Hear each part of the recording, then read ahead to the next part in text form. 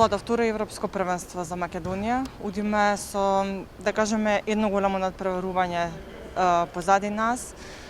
Имаме играчи во тимот кои што имаат многу надпревари во своите нозе, имаме противници како Финска, како Турција, како Русија, со кои што веќе сме се среќавале на големи надпреварувања. Твоите размислувања, твоите погледи за групата во пресрет на Европското првенство? Еве, привршуваме веќе со последните тренинзи, ги одработуваме овде во Скопје, утре веќе патуваме во Финска и сите погледи се насочени кон Европското првенство кое не очекува.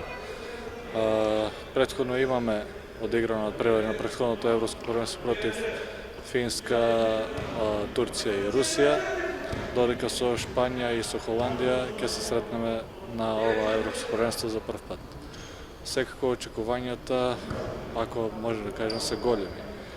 Поискусни сме за едно Европско првенство и мислам дека клучни ќе бидат надпреварите против Финска и Шпанија. Ние сме репрезентација која, доколку веруваме во нас, може да играме против секого.